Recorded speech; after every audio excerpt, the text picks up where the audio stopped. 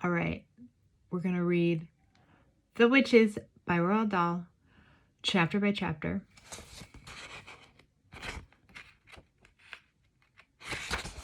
Here is the table of contents with all the chapters we're going to read. We got to about, I think, about here. We're going to start over. I miss you guys. All right. Chapter 1, A Note About Witches. In fairy tales, witches always wear silly black hats and black cloaks, and they ride on broomsticks. But this is not a fairy tale. This is about real witches. The most important thing you should know about real witches is this. Listen very carefully. Never forget what is coming next. Real witches dress in ordinary clothes and look very much like ordinary women. They live in ordinary houses and they work in ordinary jobs. And that is why they are so hard to catch. A real witch hates children with a red-hot, sizzling hatred that is more sizzling and red-hot than any hatred you could possibly imagine. A real witch spends all her time plotting to get rid of the children in her particular territory. Her passion is to do away with them, one by one. It is all she thinks about the whole day long. Even if she is working as a cashier in a supermarket, or typing letters for a businessman, or driving around in a fancy car, and she could be doing any of these things, her mind will always be plotting and scheming and churning and burning and whizzing and fizzing with murderous, bloodthirsty thoughts. Which child, she says to herself all day long, exactly which child shall I choose for my next squelching? A real witch gets the same pleasure from squelching a child as you get from eating a plateful of strawberries and thick cream. She reckons on doing away with one child a week. Anything less than that, and she becomes grumpy.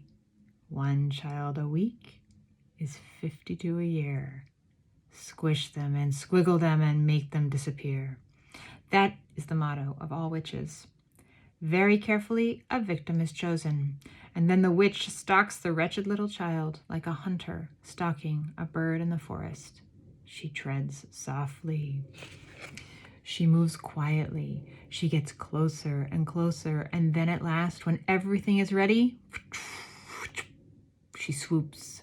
Sparks fly, flames leap, oil boils, rats howl, skin shrivels, and the child disappears. A witch, you must understand, does not knock children on the head or stick knives into them or shoot them with a pistol. People who do those things get caught by the police. A witch never gets caught. Don't forget that she has magic in her fingers and devilry dancing in her blood. She can make stones jump about like frogs, and she can make tongues of flame go flickering across the surface of the water. These magic powers are very frightening. Luckily, there are not a great number of real witches in the world today, but there are still quite enough to make you nervous.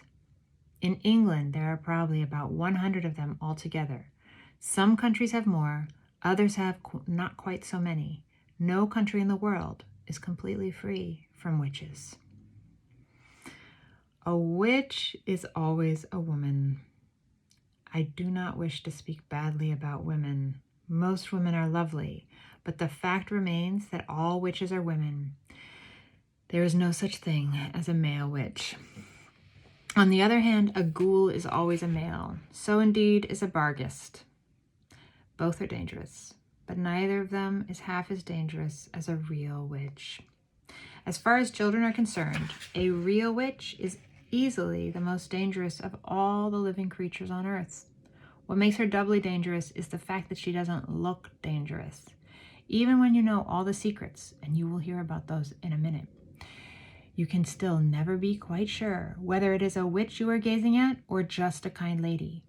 If a tiger were able to make himself look like a large dog with a waggy tail, you would probably go up and pat him on the head.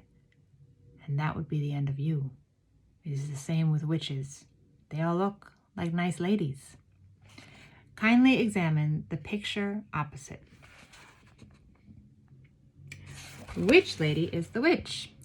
That is a difficult question, but it is one that every child must try to answer. For all you know, a witch might be living next door to you right now. Or she might be the woman with the bright eyes who sat opposite you on the bus this morning.